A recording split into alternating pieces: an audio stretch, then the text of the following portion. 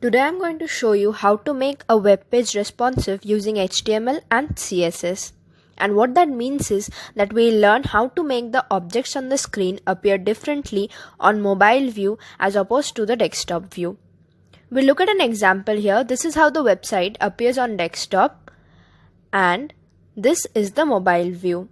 Similarly, we take a look at another website and here the website view is like this while the mobile view is like this.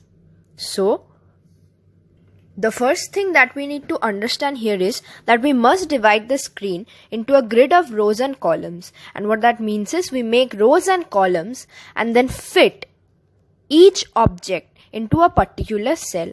In this desktop view here, there are 3 columns and 1 row, and for the same page in mobile view, we see 1 column and 3 rows. Next, in this desktop view, we see 3 columns and 2 rows, and in the mobile view, there are 1 column and 6 rows. Now, I'm going to show you the code for it. I've already added the images here. Don't forget to add this line so the HTML file can read the CSS file. The website appears somewhat like this, and this is not exactly what we want. So, we are going to go back to our code, and in the CSS file now, we are going to create a class that is grid. We then add the number of rows as 6 and columns as 1.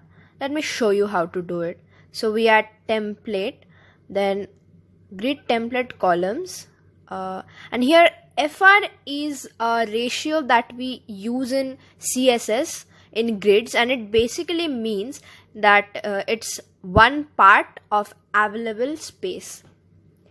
So this is actually the mobile view, as you can see.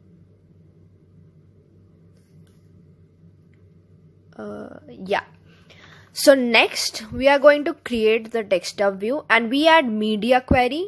Media query basically tells us the screen size of the device that the page is being viewed on, and here minimum width can be set according to what you want. I'm going to set it at 600 pixel, and basically now we are going to type in the code that will be applicable if the screen size is minimum.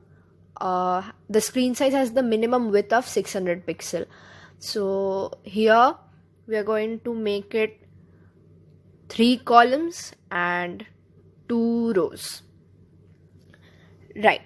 Now we are going to add this grid to the HTML file, and how we do that is we add div and then add the class grid to this div, and we're going to take the images and put it inside the div tags.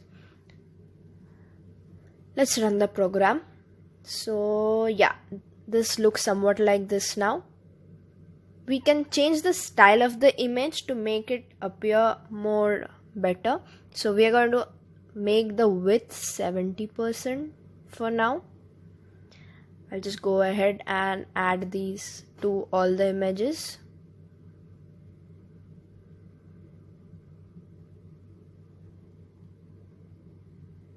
Let's save the file.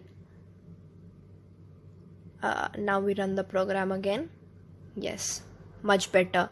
So now this is what the desktop view looks like, and this is now our mobile view. Good. So this is exactly how we wanted it. So thank you for watching. Take care.